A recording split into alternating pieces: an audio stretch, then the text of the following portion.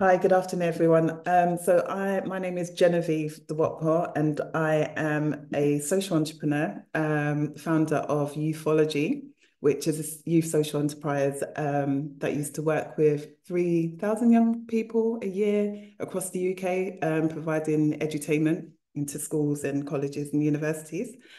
I am also a SSE fellow and a trustee of the SSE. So I sit on the board, helping to help facilitate the direction and the operations of the organisation. So lovely to meet you all. Thank you for joining us today.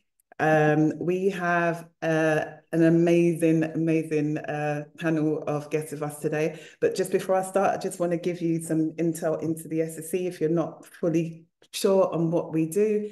We are a charity that provides funding and learning opportunities for social entrepreneurs that are looking to start or sustain or scale up their businesses.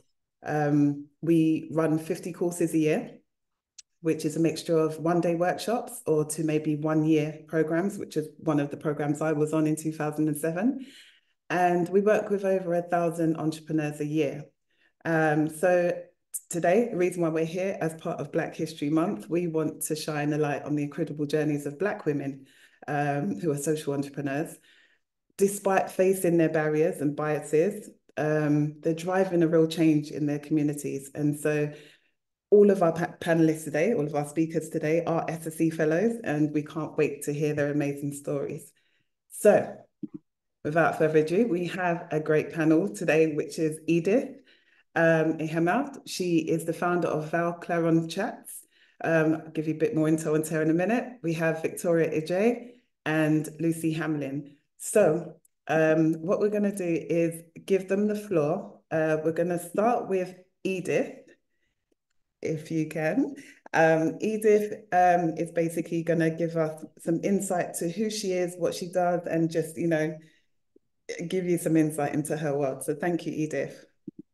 Thank you. How did I think that was going to be the person to start?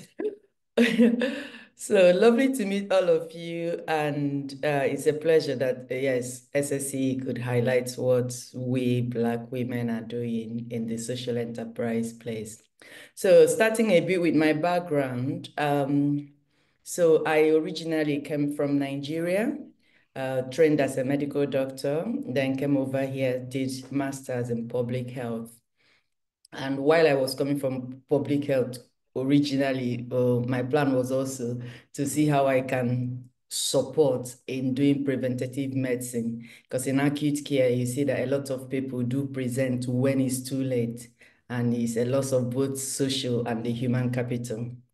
So by coming over here, had my own immigration issues. So that migration problem, that lived experience, plus my professional background were the things that spurred me into saying, how can I use all those resources to be able to support others? So Van Claren CIC was set up in back end of 2019, October. And you can know it wasn't so long and COVID hit us. But in a way, because there was huge demand for mental health support, it also was an opportunity for us who we never took follow. We continued to support people, and yeah, throughout that time. So going into Van Claren, why Van Claren? So our kind of strapline vision is to empower both individuals and communities to be able to take care of their own well-being. So Van Claren, in a nutshell, is more like a vision for seeing health as a social justice issue, tackling health inequalities, especially within the BEM background, because a lot of people do not see health as a priority. So it kind of always comes to us as an emergency. So that was one of the reasons is how do we make this accessible, both for the people that need it, but especially to provide something that was lacking through my own journey, which is cultural competency. Because we find out that especially for mental health also, when people come to see people and present in a way that is not typical to the normal majority heritage, people feel like no one understands me. And they feel like if they know their full self, would the support be different? So that kind of becomes a secondary barrier. So both my own process and the people that I supported while I was waiting for immigration issues, that always was a constant thing. So Van Claren was set up to support people, to help them with those self-management skills, that they will always take health as a priority, look after their own well-being, and feel like they are active participants in the decisions about their well-being. But also, we work with other organizations like the university training the nurses and the social care. And part of that is our own advocacy skills. We cannot support all the people that need our help. So how do we work with those statutory organizations to be able to equip them on how to deal with people, especially from BEM background, when they seek help? So we do those advocacy, having a seat on so many panels to be able to advocate for the needs, that the health inequality is a social justice issue because it tends to impact unfavorably to those in the lower socioeconomic background, but especially people from Black and minority ethnic group. So yeah, and SSE was a good supporter right from, I think I have been in 3 different things, so I'm kind of an old fellow. So they have always been there, bought into our vision, supported us, helped us with the trading up income and kind of grant and with all the teaching. So I would say that's me in a nutshell, so that I leave space for others to speak. But I am here if there is any specific thing, challenges that we had, of course, starting with being a Black person, most times it's funding. It's chicken and egg. Without the funding, you can't do the things. And sometimes, say we're trying to break into the NHS commissioning, and they keep telling us, so they do fund for millions, and they can't give it to you. But if they can't give it to you, you can't scale up to be able to. So it's just that kind of vicious circle. But yes, working with those universities have helped us that in terms of resources, we're able to reach much more people. Back end of last year, we moved into our own big well-being hub, meaning that we're able to reach a lot more people. So yeah, thank you. Thank you so much. Thank you so much for that great introduction into what you do. That's amazing work. We want to now move on to, oh, sorry, Victoria, if you will. Thank you. Hi, everyone. So I'm the founder of Iconic Steps. We support young people aged 16 to 25 into employment in the creative industry. We do it through initially running training courses, and our courses are practical, but we also started to include kind of soft skill elements into that. So things around mindfulness, resilience building, things like this. The young people we target for our courses tend to be facing different barriers or kind of needing additional support. And so it tends to be people who might be known to the police, long-term unemployed, single parent or carers, so people who are kind of furthest from the job market, but they all have a passion for the creative industries. So that's where we step in. We partner with different media organizations, and we work with quite a few household names like Disney, ITV, Channel 4, as well as some lesser known names. They give us direct job opportunities, and we're able to pass them on to our young people. And that's how we get them connected into the industry and starting their careers and their journeys. Following this, to really ensure that our young people thrive in those environments that we place them in, we then also have an alumni program. And this alumni program is where we have ongoing support.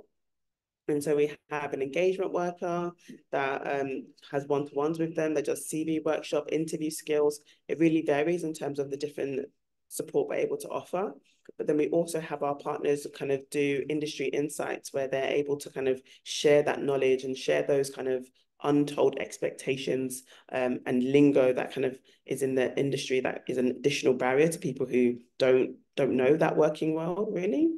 And so that's how we kind of make sure that we kind of set them up for success once we place them in the industry. We also have a video production service that we offer. And again, we work with our young people to actually create some content that we use for clients, and they get paid as well. So that arm of our business kind of feeds back into our kind of social mission and the aim of what we do. Yeah, if there's any other questions, I can expand as we go on. Thank you, Victoria. And now the floor for Lucy. Thank you. Just to say, after Lucy, after you've finished speaking, what we'll do is I will ask you, the panel, some questions and just get some discussion going. And then afterwards, we'll open the floor for questions from all of our attendees as well. So thank you, Lucy. Oh, thank you. Hello, everybody. I'm Lucy Hamlin, and I'm the Managing Director and Founding Director of an organisation called Spring Into Action. And we work with people with learning disabilities to support them to have really great lives. We're based in Lancashire, East Lancashire, which is quite a deprived area, but we do work across Lancashire and into Greater Manchester. And we have done some work nationally with some organisations as well. So at Spring Into Action, we believe that everyone, there should be an inclusive society where everyone can participate, and where people with learning disabilities in particular can participate, because they're often those that are left behind or assumed that they can't do things. So we provide a range of activities and opportunities for people to access that they may not normally have access to. We deliver training to individuals and also to organisations, and that helps us to generate income for the sustainability of our organisation. We improve aspiration, skills and achievement by offering access to learning and training for people. We really promote and value equality and diversity by ensuring the people that come to us also have access to mainstream services, because that's quite often something, you know, people quite often pushed into disability services when actually mainstream services can also support them. And we just try and provide opportunities for people to get involved and make a meaningful contribution to their local communities. And that's, for us, is from the top. So we have Adam, who's a person with lived experience of a learning disability, on our board, and he's our happiness director. And he said he just wants everybody to be happy. And through further discussions, what we realised is that he would take the lead on well-being in our organisation and of our people. And we're working with Adam to develop a bit of a framework. It's going to be Adam's happyometer to understand how happy our staff and our volunteers are within the organisation, so that he can feed that back to the board. Then to our volunteers, who some have learning disabilities, some don't, and we really work together to deliver our services. So all of our projects and services are delivered with people, and that's through to our peer educators as well, who again are people with lived experience who are co-delivering on our training courses and getting paid for that as well. And as Edith sort of alluded to, funding's an issue, so we can only offer that to those people when there's funding available, but actually now we're writing that into funding bids to be able to pay people. So we have a dream, an inspirational dream, where every individual feels valued and empowered to fully participate.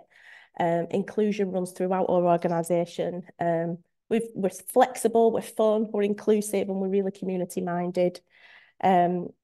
We were 12 yesterday, which is an amazing achievement for us. And so thinking back over 12 years, we've done loads of different activities, from arts activities, sports, volunteer training programs. And then a few years ago, we took on a service called Meet and Match, which is a friendship and dating agency for people with learning disabilities. And that supports people to make new connections, for friendship, relationships if they want that, to reduce social isolation, to rely less on support, because if you've got friends and boyfriends and girlfriends in your life, you can go out and do things, and you don't have to have your support worker or your mum or your dad or whatever. We also run sex and relationship education to empower people to understand their rights and to speak up about what they want.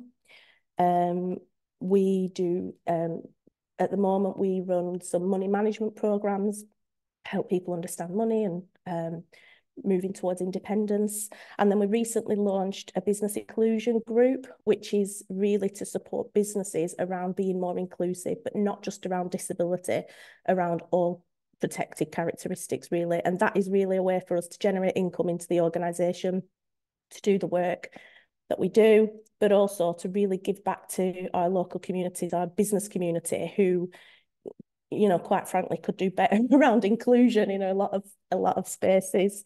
And then on top of running Spring to Action, I'm a chair of governors at a local primary school, and I'm a director of a CELNet, which is Social Enterprise Lancashire, and that organisation supports social enterprises across Lancashire. And then I guess the biggest achievement is that I'm a parent, and I'm a single parent, so that's another ball to juggle on top of everything else that I do. So that's me. Thank you. Oh, and I guess just to say, I participated in the SSE programme during COVID, so that was an interesting thing to do during that time. Thank you. Amazing. Thank you, Lucy. And thank you to all three ladies. You're doing incredible work. This is fantastic and very much needed. So what I'm going to do is just open up some questions, if that's okay. I'll just ask the questions, and if you can all kind of chime in just, you know, fluidly. So my first question actually is, as Black female social entrepreneurs, like, what barriers have you faced yourselves? It'd be good to hear your experiences. I don't mind starting us off. So the main challenge that I kind of faced with starting up Iconic Steps is that I was going into a sector predominantly underrepresented by people of colour, and that's the media industry. So the first kind of barrier I kind of had was to kind of get people interested and excited, and not just use Iconic Steps. That's kind of like a box ticking exercise. And so I also found there was a lot of kind of goodwill, but not a lot of kind of like parting of cash. And so it kind of meant that there was a lot of people who wanted to potentially use our services, but they weren't willing to actually fund the support of Iconic Steps being self-sustainable. And that's slowly starting to change, but that was definitely one of the biggest starting off barriers. And then the second one that I kind of had, I started Iconic Steps quite young. And so one of the things that I really wanted was kind of like a mentor of colour who's been like running a business, ideally in the same sector, that I would be able to like bounce ideas off and have that, I suppose, that understanding of kind of like my cultural background of where I'm from or something similar. And finding people of colour in the kind of creative sector who's running a business that's successful is far and few between. And so therefore it kind of meant the knowledge and access to kind of people who could support me was kind of limited, and I had to actually kind of then go outside of the community, which in itself has its own benefits, but there's something different when you're able to kind of have someone who is kind of lived experience, same background as yourself, kind of mentoring you on that journey. Yeah. Happy to go next. Similar, but probably one of the ones that is sticking out is the lack of respect or kind of acknowledgement that a Black person is competent enough to do it.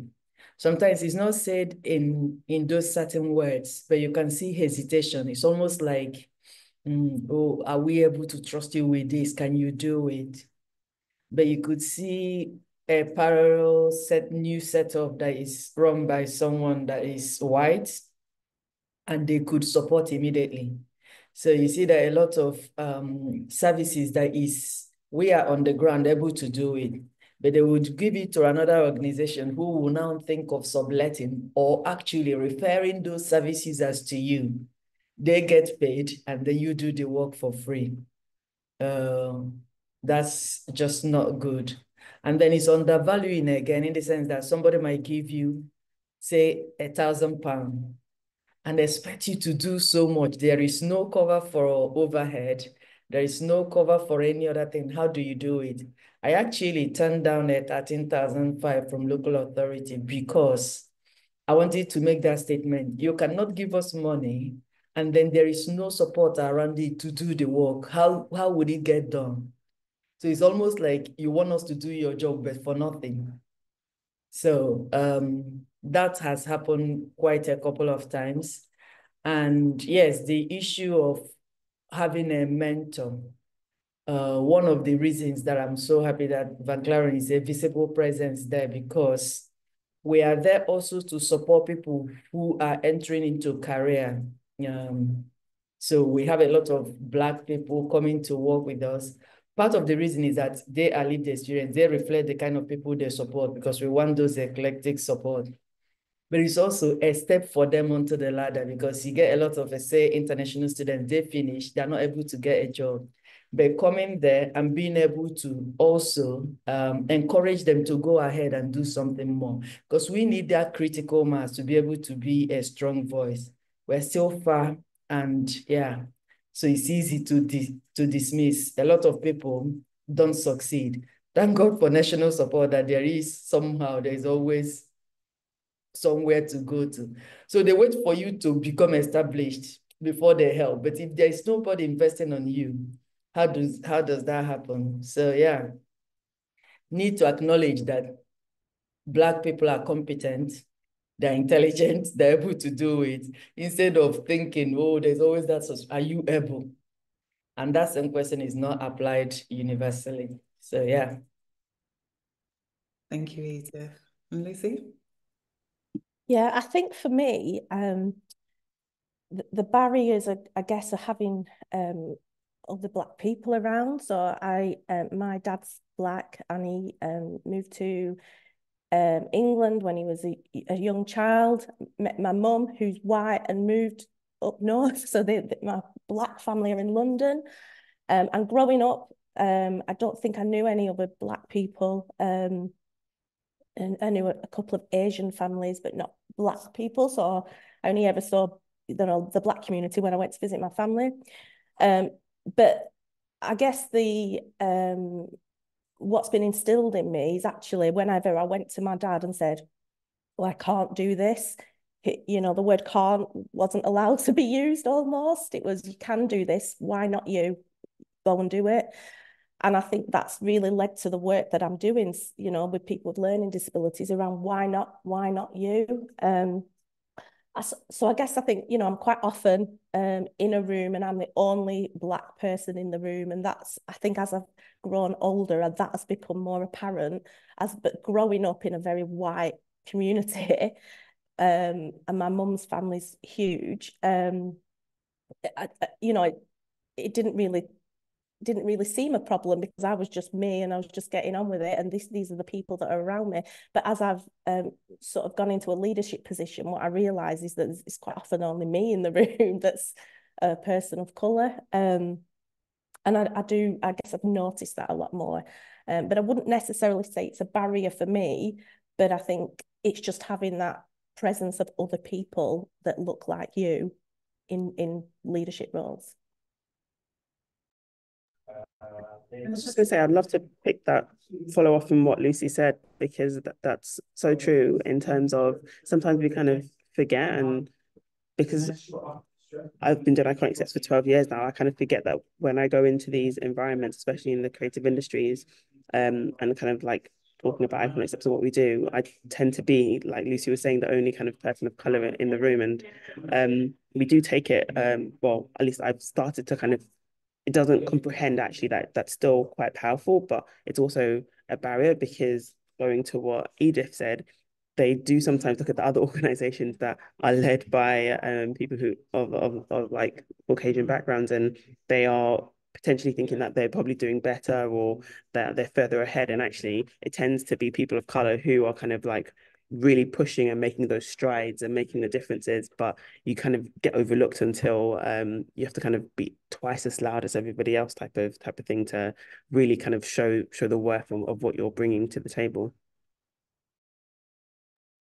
Thank you. And just as well, as females, Lucy, you mentioned that you're a single mother.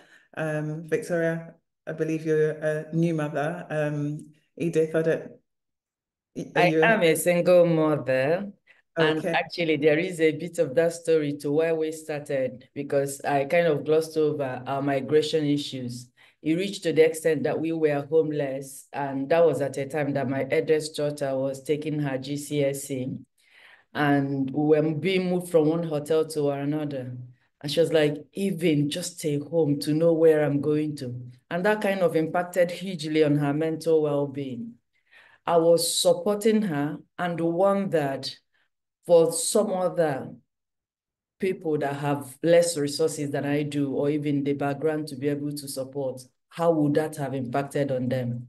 So my daughter ended up taking 13 GCSEs, all A's, took her A-level, all 3 A-stars. She's just graduated from Cambridge University Law. She's a residential scholar. But her life could have easily been different if she didn't have that support. So that was like critical for me too. So I am a single mother doing all this. And most times our own well-being impacts on that children. And we talked about health and social economic inequality being like a vicious circle, because when the mom is not there to be able to support, and then the children derail. So there is a lot of us being a single mom trying to do this on top of all the issues from outside. Yeah. And how has just being a mother impacted your ability to grow your organizations? Oh, well, personally, I'm a bit sorry that I'm jumping in. I'm a bit fortunate because my children are no longer as small. But yes, even at that, it's still not easy to be able to handle both your family. And when you start up, you are the sun, moon, and the star. You're doing both the admin, the delivery, the things. But yeah, we've come over that. We now have other people employed to support. Sorry, I'll shush now. I think for me, actually, it was a real positive to be able to be running an organization, because one of my my son was, I don't know, maybe 4 or 5 when I set up Spring Into Action, and one of my goals was to be able to do the school run, do the drop off and the pick up, and this gave me the opportunity to do that. So in the very early days, you know, we didn't run projects during school holidays. We finished by 3 o'clock so we could leave and go and do. So that was really good and really suited me at the time. Fast forward a few years when my daughter came along, the organisation had grown a little bit. I have staff now. I can't take those 6 weeks off during the summer holidays. We still have projects running. But I do, you know, she goes into after school club 1 day a week, so I can do a couple of longer days. But I think for me, it's been ideal because it's been allowing me to take time with the children. Whereas I think if I had a leadership role in a someone else's organisation, there'd be more expectations. I probably wouldn't have a good balance at home and work life. There is also the downside that you take a lot of work home because stuff needs to get done. But that definitely helped when we got an office space a few years ago, because everything then moved out of home and into the office. And yes, my laptop comes home, but you know, I choose that, and sometimes that's just part and parcel of running an organisation. I think you have to put in the application or send a report or do something else, but the balance for me as a mum running an organisation has been a positive one, actually. I'm still on the journey because my child is only 10 months, and so I'm still trying to find the balance, I think. And so it's nice to hear your kind of stories, Lucy and Edith. What I tend to be doing currently is a lot of late nights. So when I finally put her to sleep, then I'm the time when I can do some kind of hard work thinking or early mornings. And so right now it's a struggle. But yeah, ask me in a couple more years' time and I'll let you know if there's anything changed. Thank you. I guess my next question is, how can organizations and funders better support Black entrepreneurs?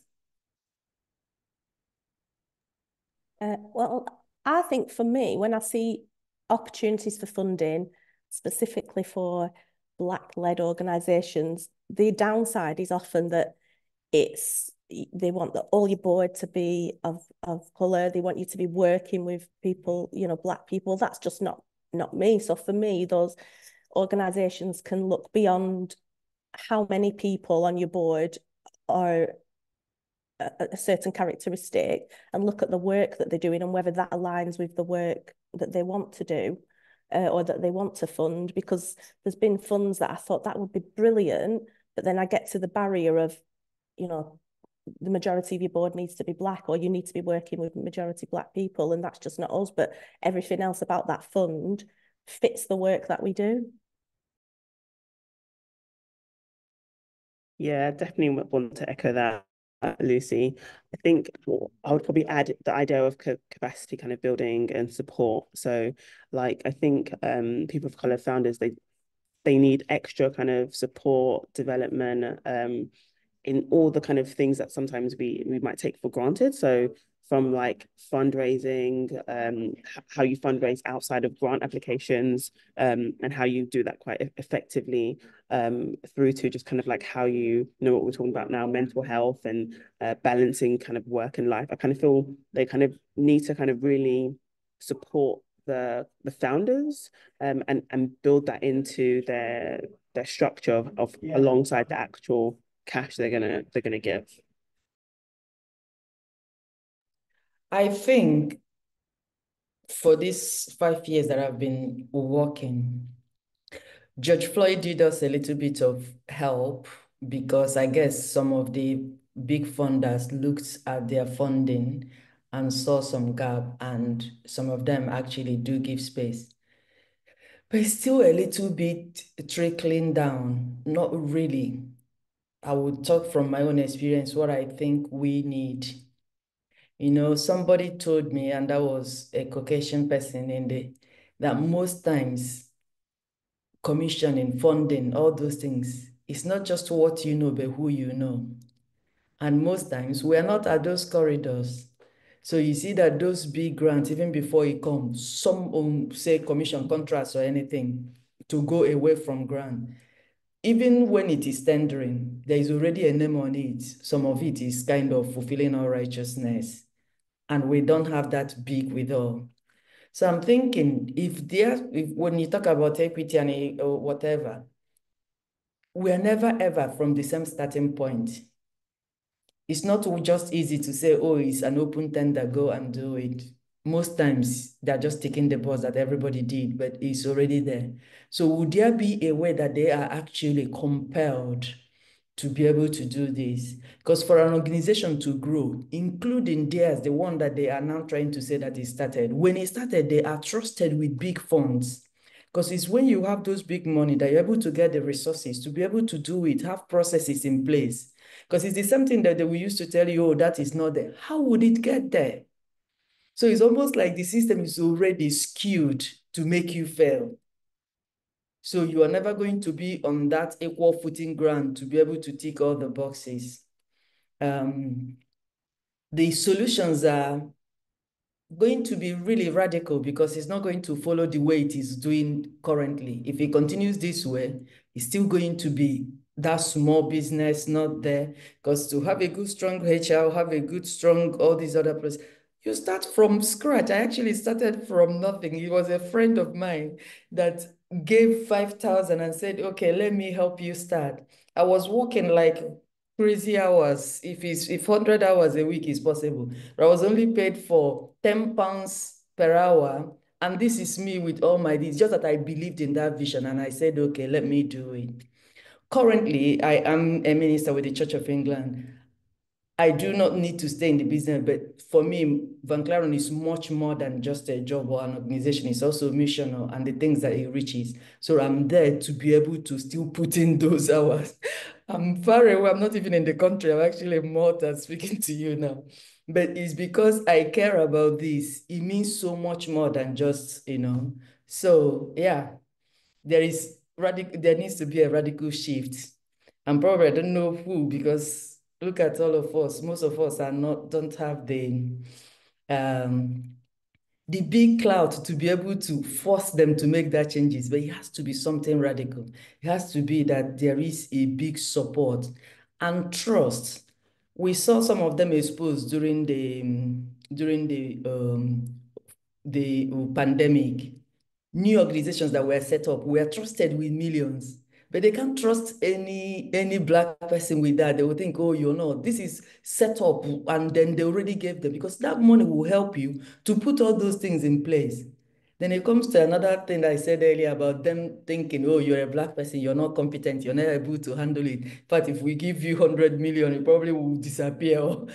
It's all of them, and underlying to them, call it what it is, there's still a bit of racial injustice in those. Thank you. And that actually leads me on to my next question, which is, what do those changes look like that need to happen? What changes are needed within the social enterprise sector that will even the playing field and, make sure that there are equal opportunities for Black entrepreneurs? If you've got any ideas of what you think needs to happen in order for...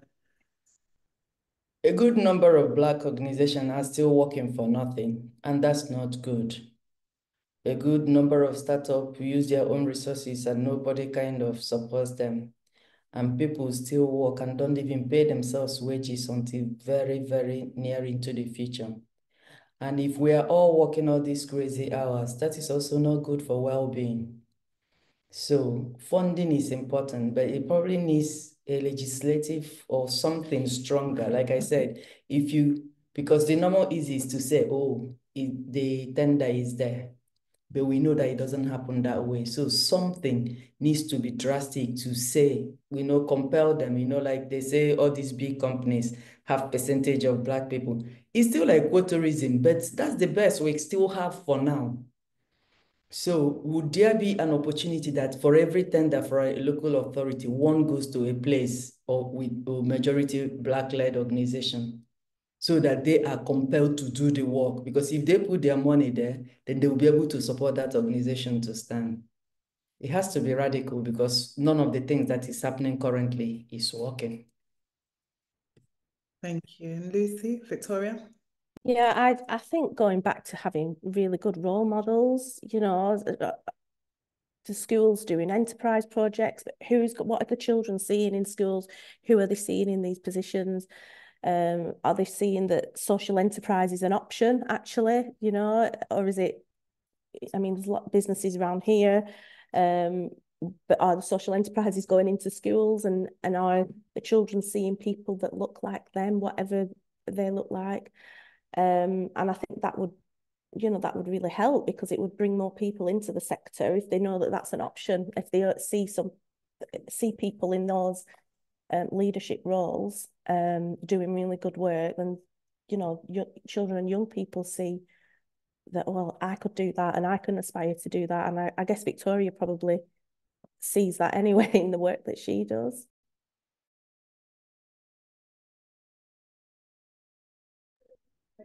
Yeah.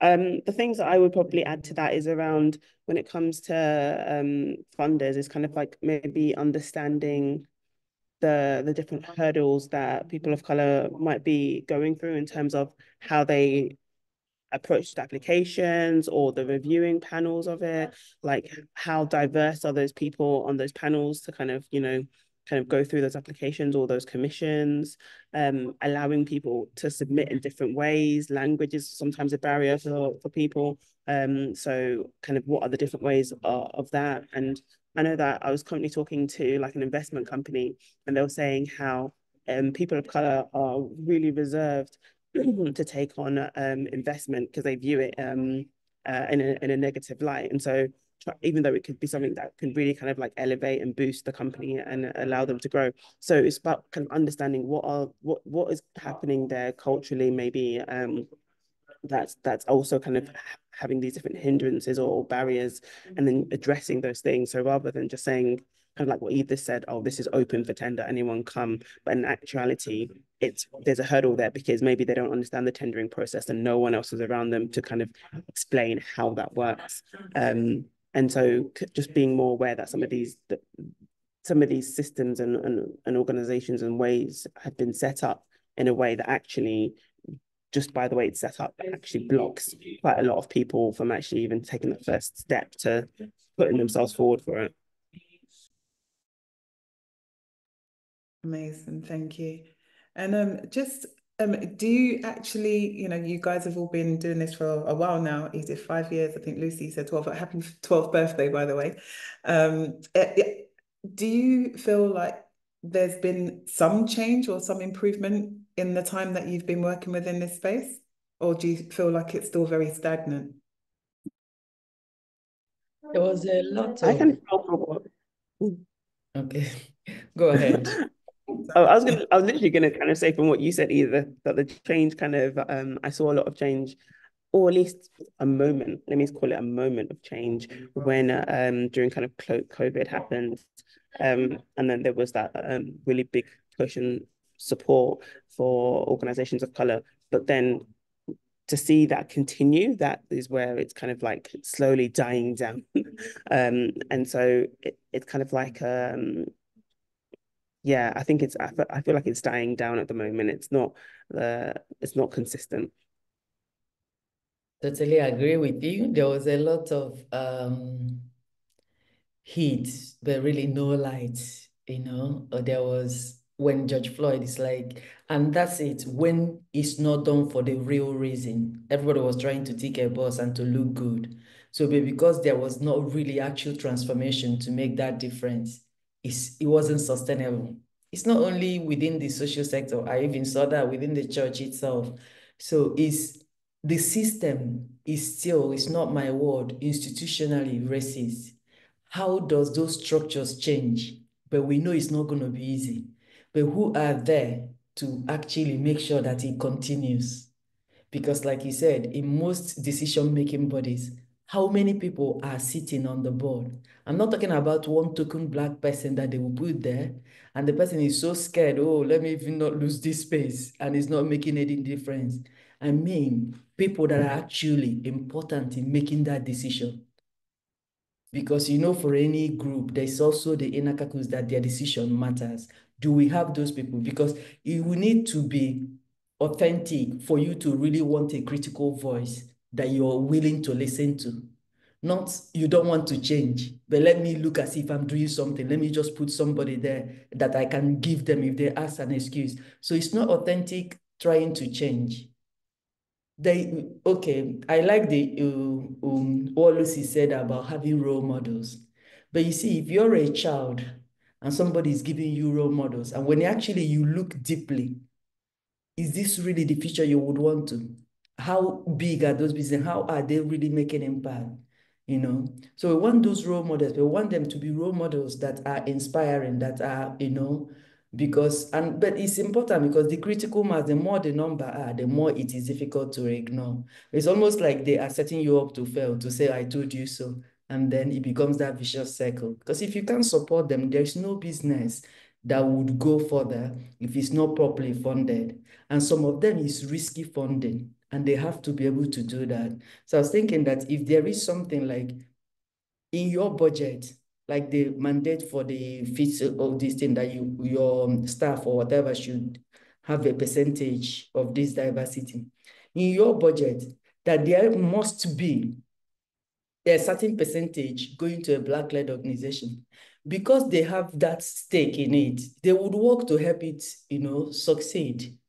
But at the end of the day, it helps because we know that diversity is always a force for good. We all have blind spots. So once it's diverse, we are better for it. But authentic voices are still very rare. So has anything changed? Being honest, not really. Thank you. Lucy, do you want to add anything? Well, I just think, get those role models. We've got to start younger, don't we? And because, the teenagers deciding what they want. My son's just started college, and that was a whole new experience because I've not been to college for 20 plus years. But it was just there's loads of opportunities for young people that weren't available when I was young. So putting those opportunities in and putting those role models I think is the way that we get the authentic voices in positions to be able to make change.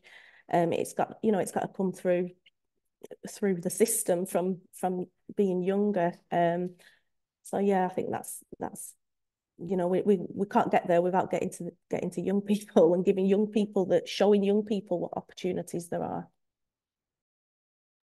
Brilliant, thank you. At this point, I want to open up questions to the audience. So people, you can either raise your hand or you can submit your questions via the chat. So the chat button is right at the bottom. So if you can click on that and you can post your questions in there, so I can address it to the panel, and we'll have Lucy, Victoria, and Edith answer your questions for you. So feel free. While we're waiting for some questions, maybe we can keep talking. So Black History Month, all right? I know it's more than a month, but we're here today to discuss what it is that we have, what we're doing in the sector, and Lucy touched on inspiring young people. From what I'm understanding from all of you is that it's going to take time and it's going to be a process of so we probably won't see the change immediately if we target the young people, and it will be a long-term change as they go through and be inspired by people like yourselves and eventually come to make change themselves. We have a question here. What has been the biggest contributor to your success personally? So I'm going to direct this question to Lucy first, and then we'll go around. So this is what has been the biggest contribution to your success personally? Well, I think going back to what I said about my dad, just saying, yes, you can. Yes, you can do whatever it is, I went to, I can't do this. And just just having that belief. So as a teenager, I found this extremely annoying, but my dad would go on and on about having a positive mental attitude. And I think, oh, Dad, get away, not interested. But actually thinking back that I'm a really positive person, I believe that I can do things. But also actually recognizing I can't do everything and reaching out for support. So I've had business mentors throughout setting up Spring Into Action, and I seek those opportunities out to just have a bit of a sounding board, I guess. But I think to just to say, why not me? Why can't I do this? If it doesn't work out, it doesn't work out. Go and do something else. But I definitely think that's been instilled in me from being young, from my dad, and I probably haven't really realised that until quite recently, actually. Brilliant, thank you. And Victoria? Yeah, for me, I'd say it's kind of like what Lucy said, but categorized as a growth mindset, primarily because I've just realized that if I didn't take a growth mindset to my approach in starting the business and even developing it now, the amount of either hurdles or challenges or kind of just bare-faced kind of like rejection that comes your way will just kind of knock you down, and it will just keep you down there. But constantly looking at it as just different ways to learn and develop, and taking it all as feedback, and then dumping the kind of crap feedback, but taking the useful ones that will actually contribute to you moving forward. And then the second thing I'll probably say is definitely around actively understanding that within my network, I do not have the resources. And from that understanding, it meant that I automatically had to start looking elsewhere to help from how do I look at finances to how do I put a team together to what kind of board is best on the team, but understanding that I do not know it and there's no one else around me. And so constantly having to go out and find different mentors at the different stages that I'm at who can then help elevate me both with the knowledge, but with their network to then expand what I'm doing. Thank you. And Edith? A couple. The first was being clear in my mind why I am doing this. So that clarity, like they say, clarity is kindness, was kindness to myself, especially in times that things haven't gone exactly the way I had wanted it. I remember, why are you doing this? And that gives me that energy to remember, yes, these are stubborns on the way, but look at the bigger reason why you're doing this. So that's why have really kept me positive and kept me motivated. Second one, finances will always come in it. It's people that believed in the vision, even whilst we were just few years on. One of them is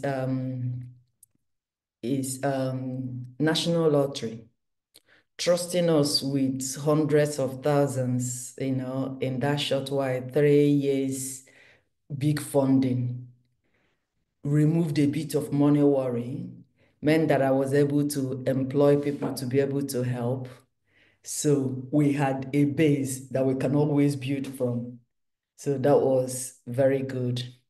And the last, and I guess the most important, is also people. When I started, there were people I reached out from, even from my church. One was a retired banker, one was so they were part of the first board. So those people were not paid, but they bought into the vision. And because they wanted to help, they gave above and beyond. And throughout this journey, there have always been such people that come at one stage to help. So they have really helped that Van Claren, yeah, is better than my widest imagination that we will be at this time, T. Thank you, ladies. And thank you, Sarah, for that question. We've got a question from Alice. Alice works in disability with queer and neurodivergent people. So her question is, what's your experience or opinion on intersectionality and how that complicates things? So maybe this is one more for Lucy initially, and if anyone wants to chime in. Yeah, so we don't work with a lot of people of colour. In a previous, so prior to setting up Spring Into Action, I was working for a youth organisation, and one of our projects was a disability project, and we had Muslims and Muslim youth workers who sort of gave us a bit of an insight into the world around disability, and said it's quite hidden or protected within families, and some cultures believe that there's something else going on, so that it's a punishment if you've got a disabled child or something like that. And so the majority of the people that we work with in our disability world are white, Caucasian people. We have some people of colour, but it makes it tricky because we're not being able, people aren't mixing. We, again, with the LGBT world, again, we don't, for us in learning disability world, people quite often don't know that you can be gay. They don't understand what that is because all they see is heterosexual relationships, whether that's on the TV or just in their own families. So I think it does make it tricky. And it's something that we want to explore more and do more work, but it comes down to funding, because that is a project in itself. It's not something we could just go off and do, because I think it needs a lot of research and insight and speaking with local communities. And in our area, we've got a very diverse communities, but actually you've got to build those relationships, and to just say, oh, we'd like to go and talk to someone, it needs to be a longer term process, I think, for that. Thank you. Does anyone want to add, or shall I go to the next question? Yeah, okay.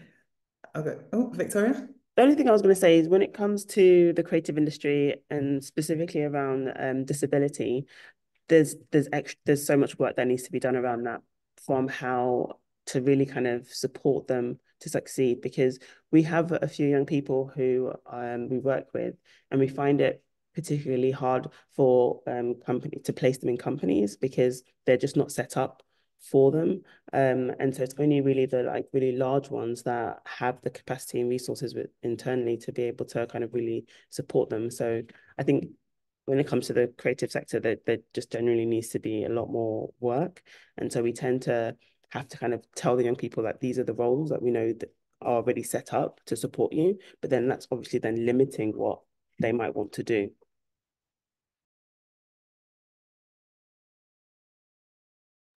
Edith, would you like to add before I move on? I can just say that sometimes there is the pushback about mostly BEM people working like in silos or doing their own thing. But I would say on the flip side is there is a lot of barriers that needs to be pushed through. And sometimes you just need that space that people feel safe and feel secure, and they can come with their whole self. So it's more like what we're talking about, raising young people, is the same in this place. We haven't come to that place that people feel, because most times when our service, we say, is public health. So I've supported, it's not exclusively Black, but there is still that thing to say that we are culturally competent, we are faith sensitive. People could come here and they feel like it's a safe space and they can come with their whole self, all that make up for them. And it's not like we're saying, no, we're shielding you from the others. You work with others, but I think for now, there is still that proper need for, call it safe space. Or, because those support most times is not just singular, there's a whole lot of other things going on alongside that. Thank you. We have a question from Ian Baker. He's asked, how do you look after your own well-being as Black women, social entrepreneurs and mothers? Big one. Thank you, Ian. I'm happy to start with that one because actually this is the last public thing I'm doing because I'm away on retreat. It's necessary that you look after your well-being. You cannot give what you haven't got. And self-care is very, very important. So it is something that is intentional for me, that I set out a time for me to refresh, to lay down the tools and actually take time and look after you, because it's so easy, especially in what we do. You do it from the heart. It's not like any other thing. You do it because you care. And it takes a whole lot, physically, emotionally, you're invested. When I started, I didn't have much boundaries. People could call me 10 p.m. on the night because a lot of them were very desperate and I wanted to be there. I didn't want to say no. But if you burn out, you will let the people down all the same. So looking after you is not selfish. It's actually self-giving because it means you're preserving yourself to be able to support longer. So yes, nature is something that I do enjoy. And I make out time to do that. Thank you, Edith. Lucy, Victoria? I started having massages to help me just release tension. But this also kind of started because my baby, 10-month-old, creates tension as well. So it's all by and parcel of kind of how do I both relax in motherhood, but then also how do I relax from work? And yeah, I've started doing massages or having massages. That sounds amazing, Victoria. I think for me, it's separating work and life. So for the first few years, my mobile was also my work mobile, and I would get calls anytime. And I thought this really needs to stop. So I have two mobiles now, which isn't the most practical, but what it means is I can put it in my drawer on Thursday, leave it until Monday morning, and only take it home if I need to, if I need to be available through that. Having a good team as well, so just an opportunities to just chat through things, and that's both the staff team and on the board as well. And then just sometimes just doing absolutely nothing when the kids are away at their dad's and just sitting and just watching whatever TV I want to watch or do whatever I want. I've recently started going to the gym, but I'd say that's more of a battle within myself, really, to go. Not necessarily well-being at this stage, but it does give me, because my son's older as well. He can now look after the little one, so I can just now take myself off for a little walk or something. Because, like Victoria says, the children, because sometimes it's sometimes easier to come to work than be at home for your mental well-being. Thank you, ladies. I've got a question from BJ. So observation first, and then followed by question. So BJ said, I noticed white and Asians are more willing to work collaboratively with each other. Which of you are willing to work alongside other Black organisations to promote your businesses, organisations? I am willing to work with anybody. I don't believe in working just on your own. I think I just think it's ridiculous. We come across people in our sector that they want to keep the people rather than give people opportunities. So for me, I am open to working with, anyone and everyone, particularly if our values align, and that's even better because I'm all about the people. Like Edith said, you work in this industry because you're passionate about it. There's the struggles around funding and things, but it's about the people. And for me, for the people we work with, it's about giving them the most opportunities and the same opportunities that anybody else gets. So I'm always open and willing to have conversations and work with people.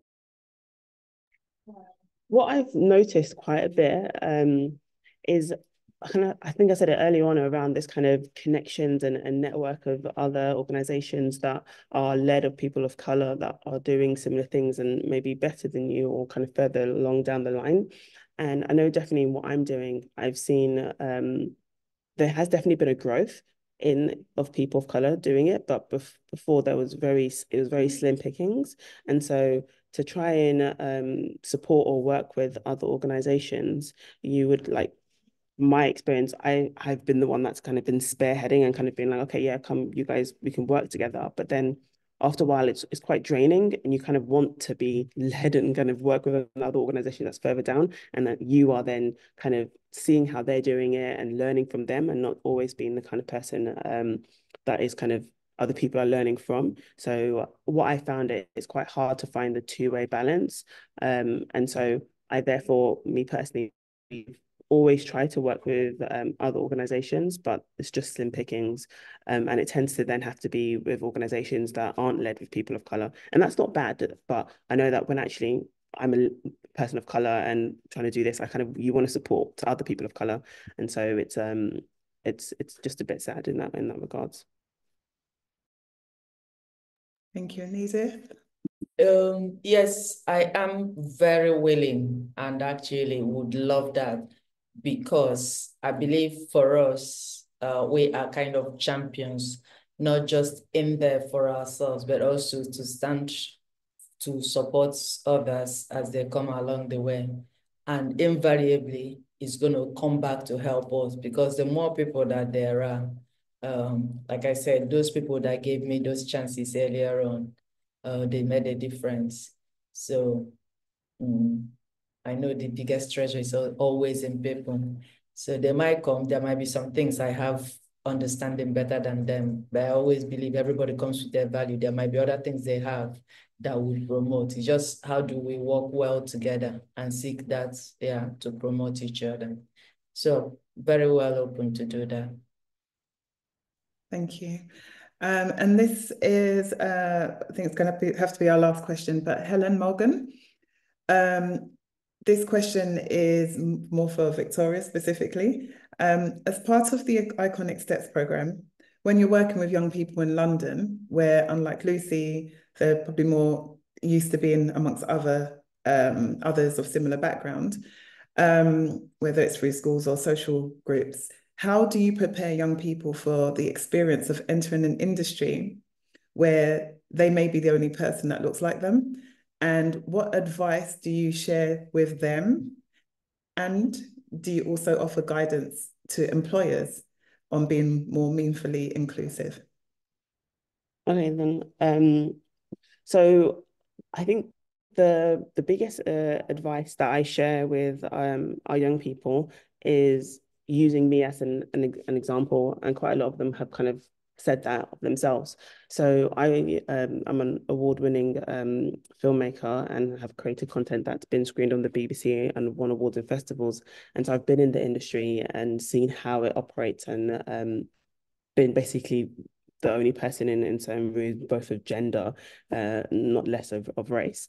And so I kind of talk to them of the realities of it and of the idea of playing the game, and playing the game to then change the game and lead the game. And so I don't shy away from telling them that it's tough and people are racist, whether overtly or covertly. And so it's things to understand and know it's out there. And then when situations kind of come your way, or challenges, making sure that you've got your core team around you, and Iconic Steps being part of that team. That's what we're creating. We're creating that group, that peer. And so make sure you have your team around you so that they can support you, but then also finding any other outlets to kind of address what has happened. And the creative industry is getting better in terms of they're having conversations, and they're having different departments now, especially in the larger productions, where you can report certain things. But I've taken it from the point of view of kind of like not shying away from telling them what they are to expect in the industry. And that's why the key thing we always try and share to them is the untold expectations and the language and the lingo that people take for granted, because they say things, they have conversations, they have small talk, and those small things in itself can just be ways to disconnect certain groups of people without even realizing it. And in terms of the second question around employers, we actually got asked this question to ask for some support. And so that is probably going to be our next stage in terms of kind of how do we offer, whether it's consultations or training to the media partners and organizations to kind of help them to implement this, but implement it, like Edith was saying, with actual intention. So it's not just going to be like a one-hit wonder that they kind of have implemented. Amazing, thank you. And we've unfortunately run over. So we're going to have to wrap up here, but I just want to say thank you for all of your questions. Thank you for joining us today. And thank you, a huge thank you to all the speakers. You've been incredible. And, you know, just want to say, like, thank you for the work that you're doing and continue to do and continue to inspire us and the young people. And, you know, with people like yourselves, we will definitely see a change. So thank you for that. And like, it's been really insightful and a great way to basically kickstart some of the work that we're doing in the SSE, just celebrating Black History Month. So thank you so much. Quick question, will this recording be available later? Yes, I think it has been recorded, so it will be available, yes. So thank you again, and I hope that you enjoy the rest of your day. And I think David will be in touch with some information following up our web chat today. So thank you. Bye-bye.